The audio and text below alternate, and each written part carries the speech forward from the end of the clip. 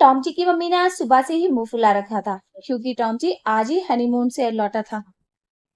अरे मम्मी, इतना गुस्सा करने की क्या जरूरत है तुम्हें? हाँ, कब से मना रहा हूं मैं। रात आया था लेकिन अभी तक आपका मुंह फूला हुआ है। हाँ, तो तुझे मेरे मुंह फूलने से क्या फर्क पड़ा है? तू तो बीवी का गुलाम बन गया। 1 महीने वहां रहा, 1 महीने वहां रहा, तुझे क्या पता तेरी माँ भी है। दोस्तों, अगर आपने इसका पहला पार्ट नहीं देखा है तो सबसे पहले आप पहला पार्ट देख लें जो स्क्रीन पर वॉलपेपर लगा हुआ है। चलो मम्मी, अब गुस्सा थूको और अपनी बहू को सीने से लगाओ। देखो कितनी सुंदर बहू है। क्या आपको इसे देखकर खुशी नहीं होती? ऐसा है, मेरा तो दिमाग खराब करे मत ना, समझा? इतने दिन में आया है, पता है तुझे पूरे जंगल में क्या हुई पड़ी है कि लोंडा तो शादी के बाद बदल गया बदल गया। अब तुझे जरा फिक्र नहीं, तेरी बूढ़ी माँ घर पर बैठी है।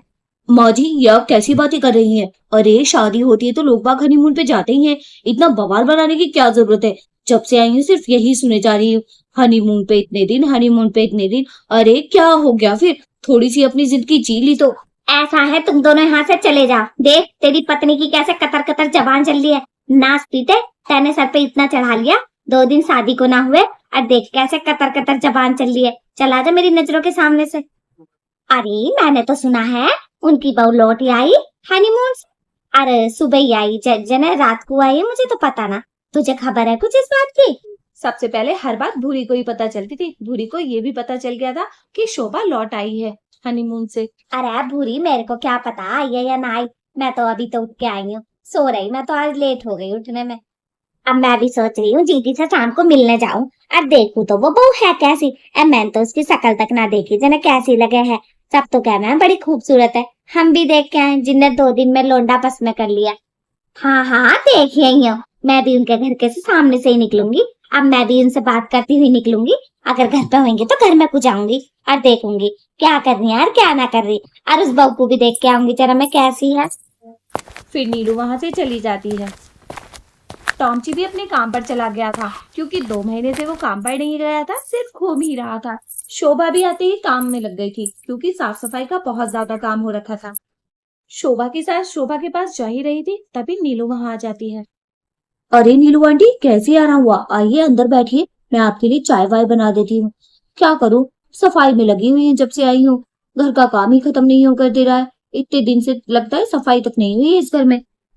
शोभा की बात शोभा की सास बड़े गौर से सुन रही थी, फिर गुस्से में बोलती है। हाँ, बोल तो ऐसे रही है जैसे तेरे आने से पहले इस घर में कभी सफाई ना हुई। अरे जा पर है तू, रोज की सफाई करूँ मैं? तुझ जैसी के मुंह कौन लगे। आई बड़ी। नीलू तो शोभा को देखे जा रही थी। अरे शोभा बेटा, एक बात तो बता, तू तो बड़े दिन में आई हनीमून से।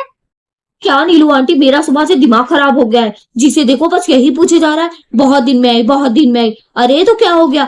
थोड़ा घूमना फिरना जरूरी नहीं है क्या? आप ही बताएं मुझे, जरूरी है या नहीं है? पूरे टाइम तो घर में ही रहना पड़ता है। शोभा इतनी तेज आवाज में बोल रही थी नीलू आंटी से कि उसकी सास को गुस्सा आ गया। तेरे हलक में कुछ ज्यादा लंबी जबान ना है? हैं? ऐसे बोल रही है? तेरे से बड़ी है या छोटी? क्यों समझ रखा है तूने तो अपने बाप का घर। तेरी माँ से पूछूंगी क्या तमीज सिखाई है और क्या ना सिखाई। अरे जी चुप हो जाओ, कोई बात ना। अब बदतमीज बहू है ये तो, आजकल की अच्छी ना है बहू है। इतना कहकर नीलू चली जाती है। नीलू को बहुत तेज गुस्सा आ रहा था। शोभा तो वहां से चली जाती है और नीलू आंटी को मिल जाती है भूरी। अरे नीलू, ले आई जीजी से। जीजी कैसी है? ठीक है ना? ठीक है। आज उस शोभा को तो देखा होगा तूने, कैसी लगी देखने में? अरे खूबसूरत था। आए कहीं की खूबसूरत ना है, जबान तो 1 हाथ लंबी है और उसने तो मुझे भी पकड़ के झाड़ दिया। अब तो न जाने कि मैं उसके घर। जरा भी तमीज ना है उसमें तो, बदतमीज है बिल्कुल। सही बहू ना है। बता, तेरे साथ भी ऐसा कर दिया उसने? अरे मैं तो सोच रही जीजी थोड़ा बहुत झूठ बोल रही होंगी। हेलो, फिर तो बड़ी बुरी बहू है वो, ऐसी बदतमीजी कर रही है तो। नीलू को शोभा पे बहुत गुस्सा आ रहा था। मैं तो आ गई गुस्से में। अब जीजी कह रही है वो तो उसकी माँ से बात करेंगी, पूछेंगी कि क्या तमीज सिखा रखी है क्या ना सिखा रखी है। अब देखो क्या होता है क्या ना होता है शाम को। शोभा की सास शोभा की मम्मी से बातें कर रही थी। अजी समदन जी, मैं तुम्हारे घर आ रही हूँ शाम को। तुम्हारी बेटी ने हद कर रखी है। मैं भी तो पूछूं कि ऐसी औलाद कैसे पैदा कर ली तुमने। देखो, मैंने उसे 2 महीने हनीमून पे भेजा। जब भी लोंडिया का मुंह ठीक नहीं है, जरा मुझसे शाम को मिलो तुम। मैं आ रही हूँ तुम्हारे घर पे बात करने। शोभा की मम्मी बहुत घबराई थी और शोभा के पापा भी कि अभी तो शादी हुई है, अभी ऐसा शोभा ने क्या कर दिया कि शोभा की सास को यहाँ पर आना पड़ रहा है। पता नहीं ऐसा क्या ही किया होगा। अजी मैं तो पहले ही कहती थी कि इस शोभा को इतना हाथ से मत निकालो, पर तुमने एक ना मानी। देख 4 दिन हुए शादी को और देख लो। तुम टेंशन मत लो, आने तो दो उसकी सास को, क्या शिकायत करती है क्या नहीं, उसके बाद ही तो फैसला करेंगे कि करना क्या है। इस शोभा की बच्ची ने यहाँ भी नाक कटवा रखी थी और वहां भी कटवा रही है जाकर। अजी ऐसी निकम्मी औलाद भी किसी की होनी ना चाहिए, जैसी हमारी है। बेइज्जती करवा के रख रखी है इसने हमारी। आन दो उसकी सास को। उधर शोभा की सास भी उनके घर आने के लिए निकल गई थी, बहुत ही गुस्से में थी। सासू माँ पहुंच जाती है शोभा के घर, जहाँ उसके मम्मी पापा उनका बड़ी बेसब्री से इंतजार कर रहे थे, जिन्हें पता भी नहीं था कि हुआ है तो हुआ क्या। वो उन्हें बिठाते हैं और अच्छे से पानी वगैरह पूछते हैं। अरे समधन जी, हम तो बड़ी देर से घबराए फिर रहे थे। क्या हो गया, क्या कर दिया शोभा ने? हमें बताओ, आज तो मेरा गला खराब है। अजी देखना, तुम ही बताओ, गलत बोलूं तो मैं। 1-2 महीने में तो वो वहां से आई है हनीमून से, और अब भी घर के काम धंधे करने में इतनी नखरे दिखा रही है। समधन जी, आपको चिंता करने की कोई जरूरत नहीं है। मैं अपनी बेटी को अच्छे तरीके से समझा दूंगी, और देखना उसे बताऊंगी भी नहीं कि आपने शिकायत की है। आप बिल्कुल भी चिंता ना करें, अच्छे से घर जाएं अपने। मैं अरे समधन जी, जब तो मैं तुमसे शिकायत करने आई हूँ, तुम बहुत समझदार लगो, मुझे समझा देना। चलो मैं चलूं घर को, देर सी हो रही है, देखूं क्या हो रहा है। फिर शोभा की सास वहां से चली जाती है। अरे मम्मी का फोन क्यों आ रहा है, और ये मुझे क्यों बुला रही हैं? क्या हो गया, सब ठीक तो है ना? अचानक से मुझे बुला रही हैं।